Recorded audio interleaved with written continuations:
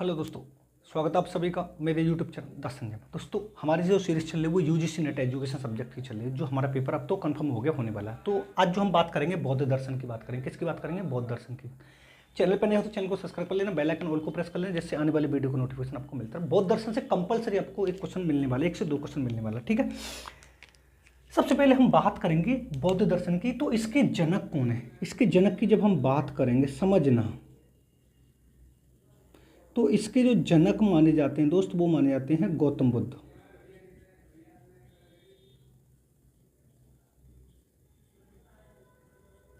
कौन माने जाते हैं? तो आपको बता देना, गौतम बुद्ध माने। तो ये वाली बात आपको बहुत अच्छे तरीके से पता है, लेकिन यहां पर आपको 2 चीजें समझनी है। अगर वो बौद्ध दर्शन को ये वाली बात बोलता है कि इसको हम कौन सा दर्शन बोलते हैं, तो आपको बता देना इसको हम नास्तिक दर्शन बोलते हैं।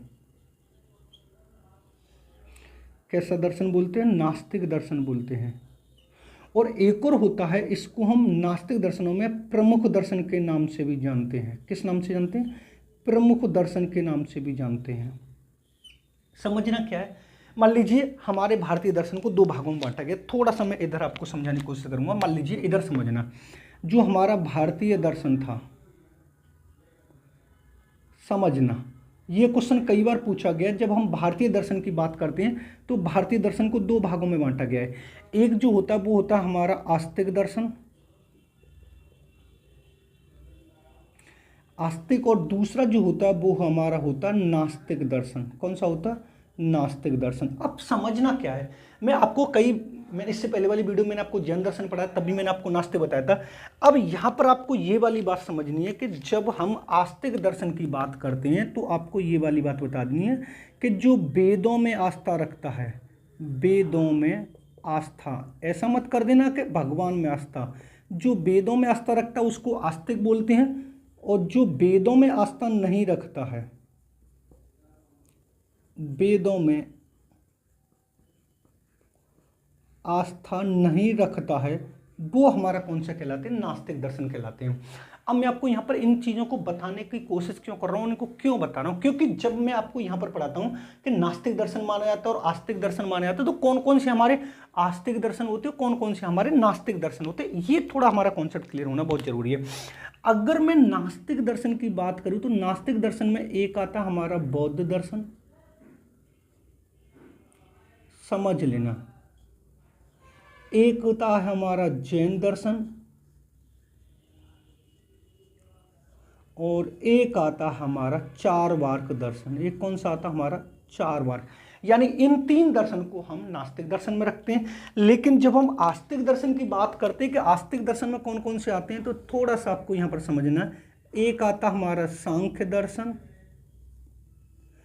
एक आता हमारा योग दर्शन, एक आता हमारा न्याय दर्शन, एक आता हमारा वेदांत दर्शन, एक आता हमारा मीमांसा दर्शन,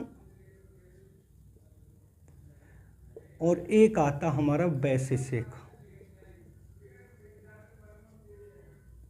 यानी ये जो होते हैं हमारे 6 जो होते हैं। अगर यहाँ पर 2, 4, 6, अगर ये पूछे आस्तिक दर्शनों की संख्या कितनी, आपको 6, नास्तिक दर्शनों की संख्या कितनी, तो आपको होता है 3, और आस्तिक दर्शनों की संख्या कितनी होती है? हमारी 6 होती है। बस आपको इस तरीके से आपको समझ लेना जो मैं यहाँ पर आपको पढ़ा रहा हूँ। और आज जो हम बात करने वाले हैं, अब यहाँ पर आपसे ये वाली बात पूछे कि नास्तिक दर्शनों में सबसे प्रमुख दर्शन किसको माना जाता है, तो देखो सबसे प्रमुख दर्शन किसको माना गया है, तो आपको बता देना है यहाँ पर माना गया इसको। क्यों मैंने यहां पर लिखा? अगर यहां पर आस्तिक दर्शन में पूछे प्रमुख दर्शन कौन सा माना जाता है, तो आपको बता देना योग दर्शन को माना जाता है। और इससे पहली वाली वीडियो मैंने आपको पढ़ाया था, जैन दर्शन को हम बैरागी दर्शन भी बोलते हैं। क्या बोलते हैं? बैरागी दर्शन भी बोलते हैं। तो आज जो हम बात करने वाले, वो बात करने वाले हैं हम बौद्ध दर्शन की। बौद्ध दर्शन के जनक कौन है? तो मैंने आपको बताया गौतम बुद्ध ने। अब यहां पर समझना क्या है कि मान लीजिए जब बौद्ध दर्शन जो था, आपको एक तरह से ये बता देना, ये कर्म प्रधान पर बल देता था। यानी यहाँ पर जो शिक्षा होती थी वो कैसी होती थी?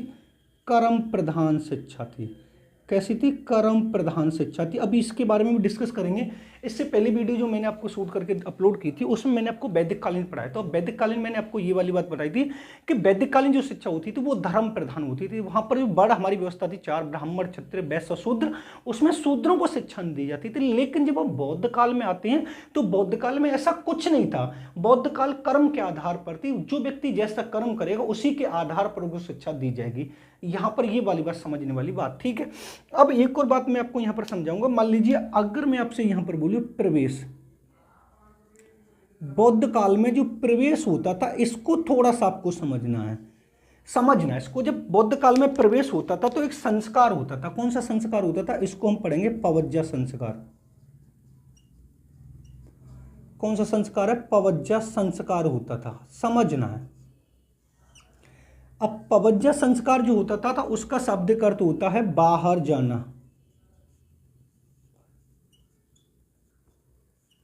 बाहर जाना, ठीक है। अब उसके बाद यहां पर समझेंगे पवज्जा संस्कार में जो प्रवेश की जो आयु रखी गई थी, आयु जो रखी गई थी वो कितने वर्ष रखी गई थी? 8 वर्ष रखी गई थी। और जो शिक्षण रखा गया था कितने वर्ष तक यहां पर पड़ेगा? वो यहां पर आपको बता देना 12 वर्ष तक पड़ेगा।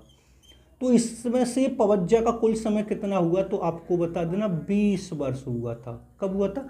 20 वर्ष हुआ था। और ये वाली बात थोड़ा सा आपको समझने के, मान लीजिए जब बौद्ध काल में एक बालक एडमिशन लेता है, एडमिशन के तब समय उसका एक संस्कार होता था, उसका नाम था पवज्जा संस्कार। और पवज्जा संस्कार का जो शाब्दिक अर्थ था तो आपको बताना बाहर जाना। क्या था? बाहर जाना। और वैदिक काल में मैंने आपको पढ़ाया था गुरु के पास ले जाना, जो ओपन एंड संस्कार होता था। अभी मैं आपको डिस्कस करके बताऊंगा। अब यहां पर जो बालक प्रवेश लेता था तो उसको 8 वर्ष का हो जाता, तब उसका एडमिशन होता था। उसका नाम हमने पवज्जा संस्कार रखा था। इसके बाद वो उसमें शिक्षण जो पढ़ता था 12 साल का पढ़ता था, 8 वर्ष का आता था, 12 साल तक पढ़ता था और कुल उसका 20 वर्ष हो जाता था। पवज्जा का कुल समय कितना है? तो 20 वर्ष। अब उसके बाद थोड़ा सा मैं यहां पर आपको एक चीज बताऊंगा कि यहां पर प्रवेश के समय एक छात्र को 3 नियम रटवाए जाते थे। कितने नियम रटवाए जाते थे? 3 नियम रटवाए जाते थे। कौन से 3 नियम रटवाए जाते थे? इनके बारे में हम थोड़ा सा चर्चा करेंगे। वो था हमारा बुद्धम शरणम गच्छामि, बुद्धम शरणम गच्छामि। दूसरा था धम्मम शरणम गच्छामि।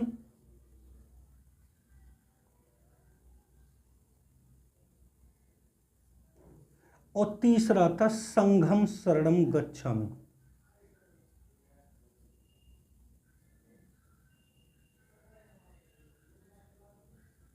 इन 3 नियमों को रटने के बाद उसका एडमिशन हो जाता था और वो 12 साल तक शिक्षा ग्रहण कर सकता था। लेकिन अब यहां पर जो सबसे इंपॉर्टेंट पार्ट बताने वाला हूं उसको थोड़ा सा आप समझिए। पवज्जा के बाद, समझना, मैं लिख के आ रहा हूं, पवज्जा के बाद, पवज्जा संस्कार के बाद छात्र को कौन सी उपाधि दी जाती थी? तो आपको बता देना है श्रमण सामनेर और नव शिष्य कहा जाता था। समझने आप, पवज्जा संस्कार के बाद छात्र को श्रमण सामनेर और नव शिष्य कहा जाता था। लेकिन अगर मैं यहां पर आपको बताऊं वैदिक काल की, समझना, अगर मैं यहां पर आपको वैदिक काल पढ़ाऊं, अब मैंने आपको यहां पर वैदिक काल पढ़ा रहा हूं, तो वैदिक काल में जो संस्कार होता था उसका क्या नाम था? उपनयन संस्कार। उपनयन संस्कार, समझना। उपनयन का शाब्दिक अर्थ मैंने आपको बताया था गुरु के पास ले जाना। गुरु के पास, आपको दिखाई दे रहा है? गुरु के पास ले जाना, ठीक है, समझना, ले जाना। अब यहां पर इसको पढ़ाने का मेरा रीजन क्या है? क्योंकि मैंने जब यहां पर ये वाली बात पढ़ाई थी, अब यहां पर आपको यह समझना है कि मान लीजिए वैदिक काल में जो संस्कार होता था उसका क्या नाम था? उपनयन संस्कार। और जिसका जो शाब्दिक अर्थ मैंने आपको पढ़ाया गुरु के पास ले जाना। अब उपनयन संस्कार से पहले छात्र को क्या बोला जाता था? तो आपको बता देना, उपनयन संस्कार से पहले छात्र को शूद्र बोला जाता था। लेकिन उपनयन संस्कार के बाद छात्र को क्या बोला जा रहा है? तो आपको बता देना द्विज बोला जाता था। बस आपको ये चीजें समझनी है। देखो यहां पर बाद छात्र को क्या बोला जा रहा है? शूद्र बोला जा रहा है। और यहाँ पर छात्रों को क्या बोला जा रहा है, द्विज बोला जा रहा है। यानी वैदिक काल में एक बालक को उपनयन संस्कार के बाद क्या बोला जाता था, द्विज को बोला जाता था। बौद्ध काल में पवज्जा संस्कार के बाद छात्र को क्या बोला जाता था, तो श्रमण, सामनेर और नव शिष्य बोला जाता था। ये चीज आपको थोड़ा सा समझना, ध्यान में रखनी है, क्योंकि जब तक आप इन चीजों को ध्यान में नहीं रखेंगे तब तक आपको क्वेश्चन ठीक नहीं होगा। अब यहां पर आपको पूरा समझ में आ गया। अब उसके बाद जब हमारा दूसरा संस्कार पवज्जा के बाद आता है, तो हमारा दूसरा जो संस्कार होता था वो होता था उपसंपदा संस्कार। उपसंपदा संस्कार, और ये कितने वर्ष का होता था, तो आपको बता देना 10 वर्ष का होता था। कितने वर्ष का होता था, तो आपको बता देना 10 वर्ष का होता था। अब मान लीजिए ये 10 वर्ष का कैसे हो रहा है, तो मान लीजिए 12 वर्ष की शिक्षा ग्रहण करने के बाद जब छात्र 20 वर्ष का हो जाता था, तो कुछ छात्र ऐसे होते थे कि वो घर चले जाते थे, अपना गृहस्थ जीवन चलाते थे। लेकिन कुछ छात्र ऐसे होते थे कि नहीं, हमें अभी आगे पढ़ना है। जब आगे पढ़ने की वो बात करते थे, तो बौद्ध काल के जो सीनियर छात्र हुआ करते थे, वो जो छात्र पढ़ना चाह रहा है उसका इंटरव्यू लेते थे। जो इंटरव्यू ले रहे हैं उस समय कौन से संस्कार का प्रयोग कर रहे हैं, तो ये समझ लीजिए उपसंपदा संस्कार का प्रयोग कर रहे हैं। और यहां पर जब वो उस इंटरव्यू में पास हो जाता था, तो उसे आगे की 10 वर्ष की शिक्षा और ग्रहण करनी पड़ती थी, तब जाकर वो अपने घर लौटता था। तो अगर मैं यहां पर एक चीजें नोट डाल के लिख रहा हूं जो आपको समझनी होगी,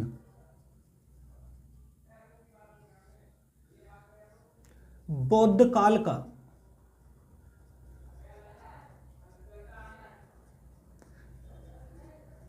कुल समय की जब हम बात करते हैं, तो आपको कितना बताना है, तो आपको बता देना 30 वर्ष बताना है।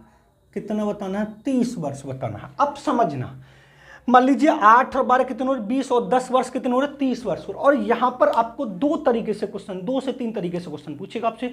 अगर उसने ये पूछा कि बौद्ध काल में पवज्जा संस्कार की प्रवेश आयु कितनी, 8 वर्ष, शिक्षण समय कितना है, 12 वर्ष, पवज्जा का कुल समय कितना है, 20 वर्ष, उपसंपदा संस्कार कितने वर्ष का होता है, 10 वर्ष का, बौद्ध काल का कुल समय कितना है, 30 वर्ष है। जिस तरीके से आपसे क्वेश्चन पूछे उस तरीके से आपको आंसर देना, समझने ना।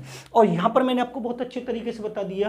अब थोड़ा सा और समझिए। मान लीजिए बौद्ध काल में क्या होता था, मैं आपको समझाने की कोशिश करूंगा कि बौद्ध काल में 4 आर्य सत्य होते थे। अगर हम बात करें 4 आर्य सत्य की, बौद्ध काल के 4 आर्य सत्य, अब इन 4 आर्य सत्यों को आपको समझना है कि 4 आर्य सत्य कौन कौन से हैं। तो देखो, पहला जो है वो हमारा दुख है, दूसरा है दुख का कारण है,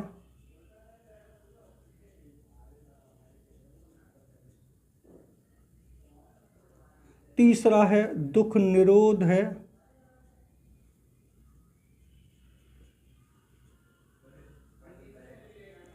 और लास्ट में जो आएगा दुख निरोध का उपाय है।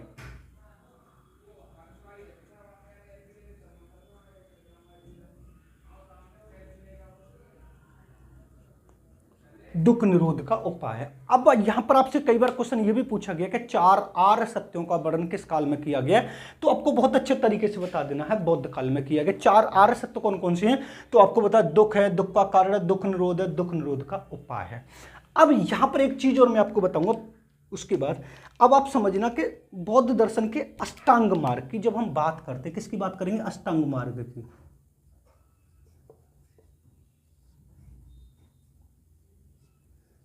अगर हम अष्टांग मार्ग की बात करते हैं, यहां पर थोड़ा सा मैं आपको इन्फॉर्मेशन देना चाहूंगा। अगर आप UGC net education subject, assistant professor education subject और बीएड से संबंधित नोट्स चाहते हैं, तो आप इस नंबर पर कांटेक्ट कर सकते हैं 7217377533। अगर आपको नोट्स चाहिए UGC net education subject, UGC net first paper math वाले पार्ट को छोड़कर, असिस्टेंट प्रोफेसर एजुकेशन और बीएड और पीजीटी एजुकेशन या all teaching exam psychology pedagogy, अगर आपको उसके नोट्स चाहिए तो आप इस नंबर पर कांटेक्ट कर सकते हैं 7217377533। नोट्स ऐसे होंगे जो आपके पहले बार में यूजीसी नेट और जीआरएफ को क्रैक कराने की पूरी क्षमता रखते हैं। ठीक है, हम बात कर रहे हैं बौद्ध दर्शन की। बौद्ध दर्शन में मैं आपको अष्टांग मार्ग के बारे में बताने की कोशिश कर रहा हूं। अष्टांग मार्ग कौन कौन से, तो देखो, पहला जो होगा हमारा होगा सम्यक दृष्टि, दूसरा होगा संकल्प, उसके बाद होगा वचन, आजीविका, व्यायाम स्मृति कर्म समाधि, इन सब के आगे हमें सम्यक लिख लेना। ये हमारे अष्टांग मार्ग हैं, यानी सम्यक दृष्टि, संकल्प, वचन, आजीविका, व्यायाम, स्मृति, कर्म, समाधि। अब समझना क्या है, मैं आपको बताने की कोशिश क्या कर रहा हूं। अब बौद्ध काल में जो मुख्य उद्देश्य है, समझना, मुख्य उद्देश्य है बौद्ध काल का। अगर आपसे ये वाली बात पूछे कि मुख्य उद्देश्य क्या बौद्ध काल का, तो आपको बता देना है निर्वाण की प्राप्ति। किसकी प्राप्ति? तो आपको बता देना निर्वाण की प्राप्ति। अब यहां पर आपसे यह भी पूछेगा बौद्ध काल में जो निर्वाण की प्राप्ति होती है वो किसका प्रयोग करके होती है, तो आपको बता देना अष्टांग मार्ग का प्रयोग करके बौद्ध काल में निर्वाण की प्राप्ति होती है। क्योंकि मैंने आपको एक बहुत अच्छी बात बताई भी होगी, मैं यहां पर बता भी दे रहा हूं कि अगर मैं आपसे जैन दर्शन की बात करता हूं, समझना, अगर मैं जैन दर्शन की बात करूं तो जैन दर्शन का जो मुख्य उद्देश्य था मैंने आपको बताया था कैवल्य की प्राप्ति। किसकी प्राप्ति बताया था? कैवल्य की प्राप्ति। और यहां पर अगर आपको ये वाली बात समझ में आ रही होगी कि जो कैवल्य की प्राप्ति होती थी वो किसका प्रयोग करके होती थी? त्रिरत्न का प्रयोग करके।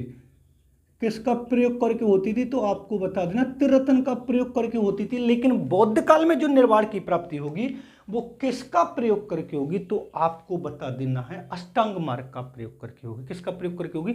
अष्टांग मार्ग का प्रयोग करके होगी। ये था, मैंने आपको बौद्ध दर्शन बता दिया। अगर आप इसको डिटेल में और पढ़ना चाहते हैं कि इसके तत्व कौन कौन से, इसकी विधियां कौन कौन सी, इसके तत्व मीमांसा, मूल मीमांसा, ज्ञान मीमांसा कौन कौन से, इसके संप्रदाय कौन से, तो मैंने कॉन्टैक्ट नंबर दिया आपको, आप उस नंबर पर कॉन्टैक्ट कर सकते हैं। अगर वीडियो पसंद आया तो वीडियो को लाइक करो, शेयर करो, चैनल पर नहीं हो तो चैनल को सब्सक्राइब कर लें, बेल आइकन ऑल को प्रेस कर लें, जिससे आने वाले वीडियो का नोटिफिकेशन आपको मिलता रहे। मिलते हैं नेक्स्ट वीडियो में।